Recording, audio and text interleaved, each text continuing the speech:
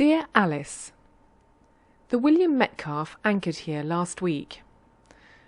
My father was so impressed by the appearance of the place that he decided to stay and make a home here. Yours truly, Josephine Liarde. In 1839, Wilbraham Frederick Evelyn Liarde landed on the beach in front of where the Pier Hotel now stands, at the corner of Bay Street and Beach Street. With him were his wife Caroline and their 9 children, including the 9-year-old Josephine. Many years later, Josephine wrote her recollections of these first months, living in a tent with her mother and 7 siblings. Her father and elder brother had travelled to Sydney to buy sheep. It was a trying time for my mother, with my father away, but she was a brave woman. Mr. Latrobe, then the superintendent, came to see my mother and offered her his protection if she would allow our tents and belongings to be moved up beside him. But my mother preferred to remain where my father had left her. When they landed, there were only 2 men living on the beach, William Davis and Leonard Story. They made a living by rowing passengers and cargo from the ships anchored in the bay. Again, Josephine recalls. 2 men camped in a gigantic cask called a sugar hogshead, which in our time held a ton of sugar. It did not cover them completely. I remember their feet being uncovered, and I was very frightened to pass them by. The appearance of the area would be of great surprise to you if you could take yourself back to 1850. Wilbraham and his sons cut a rough track through the scrub to Melbourne, more or less along the line that Bay Street takes today. In 1837, the survey of the country south of the Yarra River began. William Darke set up his camp at the beach, not far from where Liarde landed later in the year. He was the first person to call this area Sandridge, after the lines of high sand dunes above the high water mark.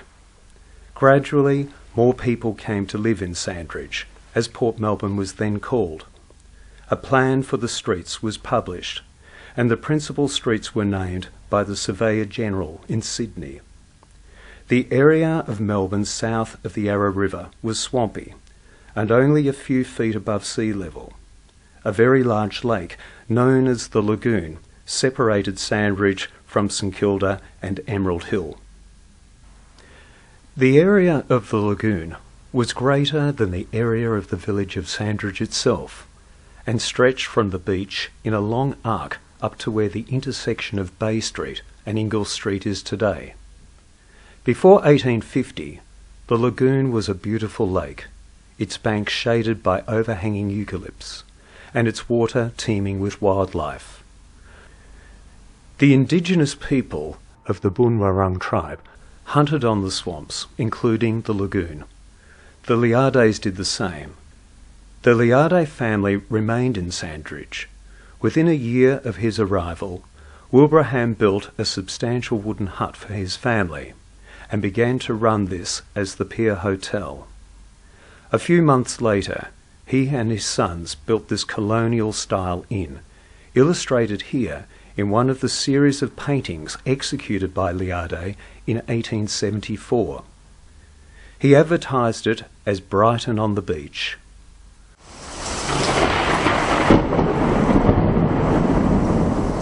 The most exciting events in Sandridge during the mid-1800s were the several severe floods in 1839, 1842 and in 1849.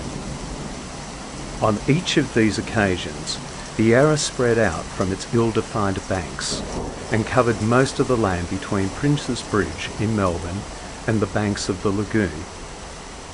In 1849, Frank Liarde was one of 3 men who rowed a small boat from the Pier Hotel into the city at William Street to deliver mail from ships moored in Hobson's Bay.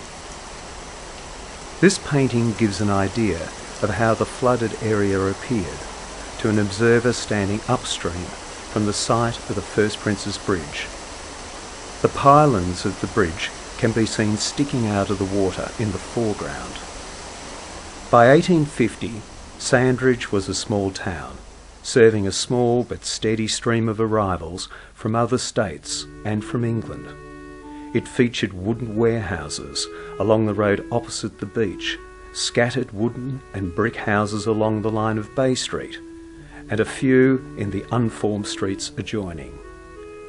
This rather sleepy existence ended forever in 1851, when gold was discovered in Victoria.